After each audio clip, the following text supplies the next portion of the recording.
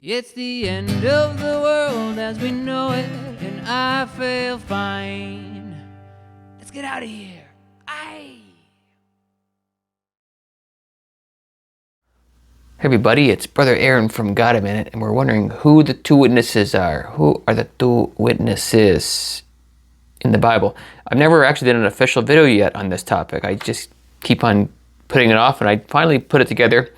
So here are 9 reasons why I think the two witnesses are. Well, I got it covered, so we'll go through it and we'll find the evidence. And you might have remembered me talk about claims and evidence. So if you make a claim, let's say this is the claim, you need the evidence. So it's got to be somewhere else in the Bible. So if it says it over here, you want to see something over here in the Old Testament or another place in the Bible. You always want your claims to match the evidence. And that's pretty much what we have here. We have descriptions and matches in the Old Testament, and it makes a lot of sense. So when you do your studying, always try and match verses with another verse to help explain it itself. The Bible will always interpret itself.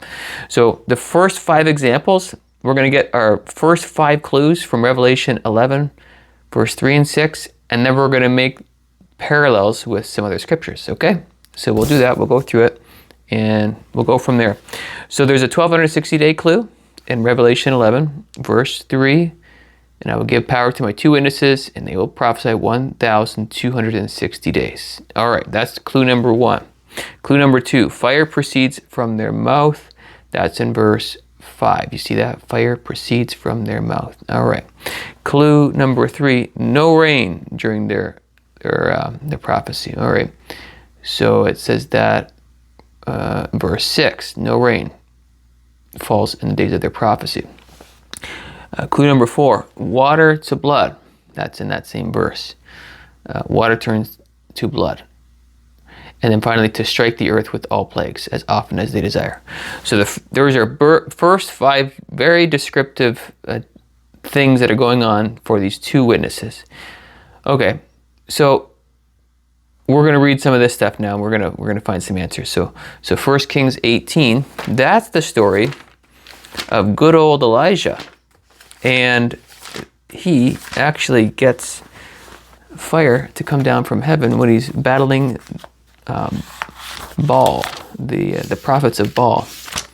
I should have bookmarked this, I guess, but that's okay. If you're studying along, it gives you time to get to it. But 1 Kings 37, this is Elijah saying, "Hear me, O Lord, hear me, that this people may know that you are the true Lord, and that you have turned their hearts back to you again." And the fire of the Lord fell and consumed consumed the burnt offerings and the wood and the stone and the dust, and it licked up the water that was in the trench. I highly recommend that you read 1 Kings 18 on your own. But basically, Elijah called down fire from heaven there, and he not only did that there, but he also did it in 1 Kings chapter 1. And I invite you to read that whole chapter on your own. But verse 10, he says, "If I am a man of God, then let fire come down from heaven and consume you and your 50 men." And fire came down from heaven and it consumed him and his 50. It says it again in verse 12. So, yeah, certainly read that on your own. So who is that? Well, it's good old Elijah. So Elijah brought down fire from heaven. And Elijah is also the first clue for the first one, and I'll explain that with these verses here. So no rain during their ministry. Well, in 1 Kings 17, verse 1, actually what ends up happening here is Elijah says this. Elijah, the Tishbite of the inhabitants of Gilead, said to Ahab, "As the Lord God of Israel lives, before whom I stand, there shall be no dew nor rain these years except at my word." Okay, so Elijah's the guy that stops the rain, well, obviously through the power of God. And then over here in chapter 18, 3 years passed. And then, if you continue on to verse 45, eventually the rain came down over here. Now it happened in the meantime that the sky became black with the clouds and wind. Of course, you're going to have to read through all that yourself. I'm just jumping around just to get to the nitty gritty here, get to the meat of it all. So he says no rain. 3 years later, he starts the process. And then 1845, the rain comes. the New Testament tells us that it ends up being 3.5 years in both of these scriptures. So James 5:17 says 3.5 years, as well as Luke chapter 4. I'm just going to go get those right now. Let's see who gets it first, me or you, if you're tracking along. 5:17. It says, Elijah was a man with a nature like ours, and he prayed earnestly that it would not rain, and it did not rain on the land for 3 years and 6 months. It says the same thing in Luke chapter 4. I'll race you there. Luke chapter 4, 25. I guess you get a point if you beat me. Okay, Luke chapter 4, 25. But I tell you truly, many widows were in Israel in the days of Elijah when the heaven was shut up 3 years and 6 months. Okay, so 3 years and 6 months, according to James 5:17, 3 years and 6 months, according to Luke 4:25. We know when he shut up the heavens, 1 Kings 17 and 18. And this was Elijah, and it's also a 1260-day connection. So we got Elijah, we got Elijah, we got Elisha. Going back to this claim and evidence thing, we're getting claims and we're getting evidence. It's like lots of matches there. Okay, example number 4 now, this is where it changes.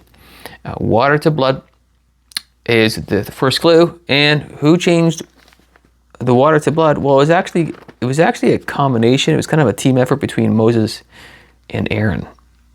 So I'll just get to the actual verse. Exodus 7 verse 20.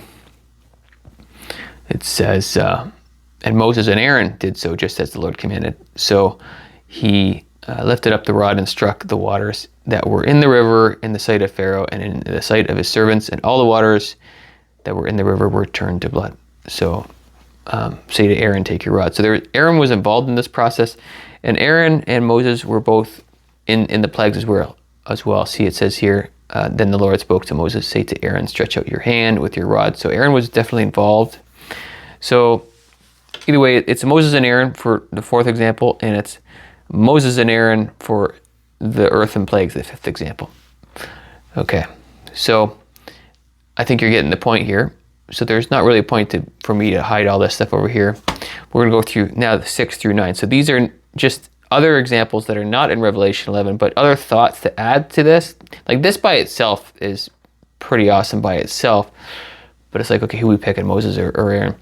I think we're going to go ahead and pick Moses and Elijah because of some other stuff. So the transfiguration, when Jesus met with Moses and Elijah, that's in Matthew 17 verse 3. They're having a business meeting. They're talking about the future events, the kingdom, and everything like that. And it says here in Matthew 17 verse 3, and behold, Moses and Elijah appeared to them. So, by the way, while we're here, some preterists will use this as an example that some people will say Jesus already came back in 70 AD. That's not correct. This was like a short-term prophecy. So Matthew 16:28 is explained in the next chapter. But that's another video. Okay, so the next example is the expectancy. They were expecting somebody. Well, who were they expecting? In John 1:21, it says, and they asked him, what then? Are you Elijah? He said, I am not. Are you the prophet? He said, no. So they were expecting Elijah. This was just, they were like expecting Elijah to come. Okay, another expectancy is in the Old Testament. Well, this is really where they get it from, and that's from one of the last verses in the Old Testament. It's from Malachi, and it's right here. Malachi 4, verse 5. And behold, sorry about the shadows. Behold, I will send you Elijah the prophet before the coming of the great and dreadful day of the Lord. And he will turn the hearts of the fathers to the children and the hearts of the children to their fathers, lest I come and strike the earth with a curse. Okay, well, that's Elijah there. And then in Jude, so this is the last book of the Old Testament, and this is the last book, well, second last book of the New Testament before the book of Revelation. And the devil and the angel are disputing over the body of Michael. So it says here in Jude 1:9, yet Michael, the archangel, in contending with the devil when he disputed about the body, of Moses dared not to bring against him a reveling accusation, but said, "The Lord rebuke you."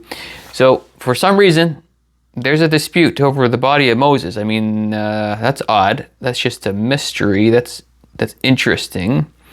So because of this and because of the transfiguration, I think it's just better to call it Moses and Elijah. So based on the Bible and based on, all the claims and evidence and the matching scriptures, I think it's very, very reasonable to say that Moses and Elijah is very likely the two witnesses. There's other verses and other reasons why people think other things, and that's totally fine. Totally fine.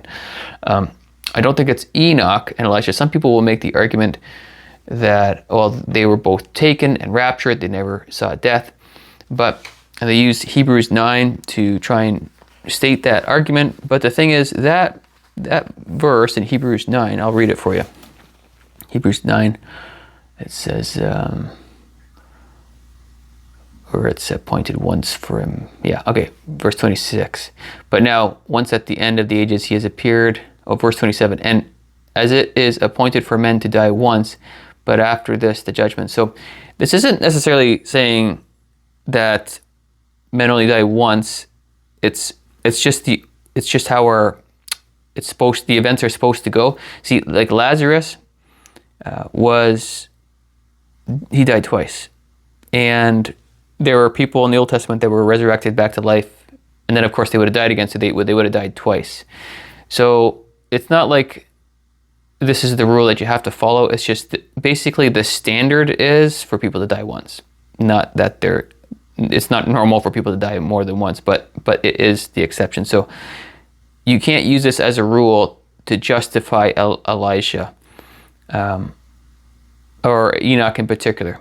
Enoch and Elijah in particular, because this is not like a rule, if that makes sense. This is just the standard of how it normally would go. So the Bible itself seems to indicate it's Moses and Elijah. It doesn't matter to me if you have any other beliefs. It's been so low on my radar. If, like I said, I haven't done a video on this for like I never really have a formal video on this. So that's where I stand, though. I think it's probably Moses and Elijah. And we didn't even get into the Zechariah verses in chapter 4. But yeah, study it yourself and you let me know what you think. I think this is pretty plain. I think it's pretty good. So let me know what you think. One day closer. Go Jesus, go, and adios, muchachos. Hallelujah, hallelujah.